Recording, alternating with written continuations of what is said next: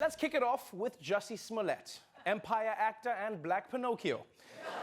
A year ago, he told an incredible story about being jumped on the street by 2 Trump supporters.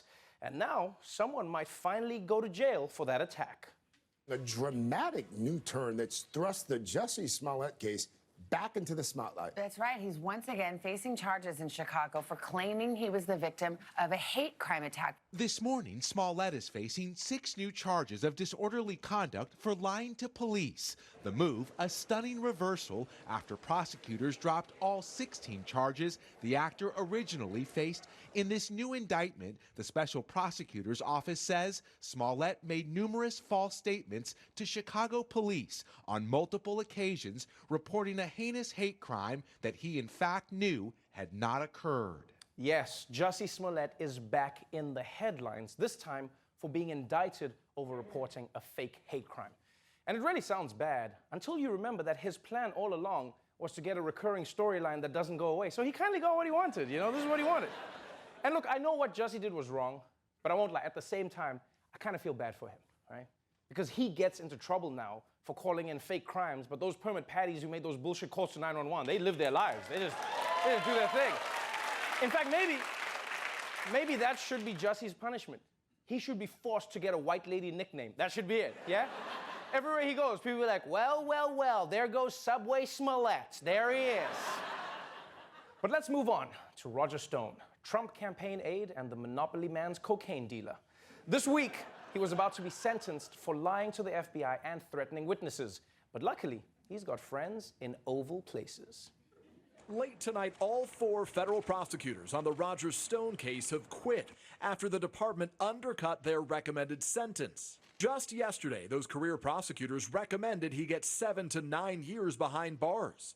But late tonight, the DOJ in a filing calling the initial recommendation excessive and unwarranted, just hours after President Trump tweeted overnight, blasting the sentence prosecutors initially recommended as horrible and very unfair. The president denying he had anything to do with it. You seem from your tweet today that you were upset about the Roger Stone sentencing. Did you? Yeah, I thought it was ridiculous. Did you ask the Justice Department to change speak to the Justice. I'd be able to do it if I wanted. I have the absolute right to do it. I stay out of things to a degree that people wouldn't believe. That's right, folks. That's right. I stay out of things. I stay out of everything. Intelligence briefings, church, Melania's bedroom. I stay out of all of it. I stay out. This is actually crazy what happened here.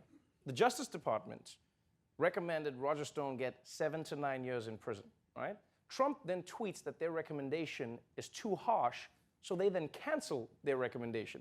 And then Trump says he's totally staying out of it. That's not what he did. He's staying out of it the same way the Kool-Aid man stays out of a room. Did I use the door? Oh, no.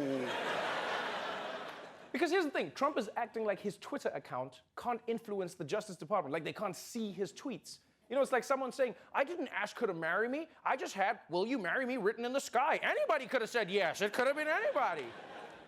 And not only was it wrong for Trump to get involved in his friend's case, it was also totally unnecessary. Because if there's one person who looks like he can break out of prison on his own, it's this guy. All right, and finally, you guys remember how the Titanic crashed? Well, it happened again. A new report claims the wreck of the Titanic was hit by a submarine last year, but the U.S. government kept it a secret. That's according to legal documents reviewed by the British newspaper The Telegraph. It says a $35 million underwater vehicle hit the Titanic wreckage in July. It comes ahead of what could be a landmark court battle over the future of the wreckage. Yo, this is insane. The Titanic was involved in another crash? No, their nationwide premiums are totally going through the roof, man. I'm glad that no one was hurt, because how would you explain that to people? Yeah, just be like, Brian died in the Titanic. Yeah, this year, yeah. Titanic versus Submarine is such a weird story. I mean, technically, though, the Titanic is also a submarine. Yeah, really, any ship can be a submarine if your captain is shitty enough when you think about it. You know what would be crazy, though?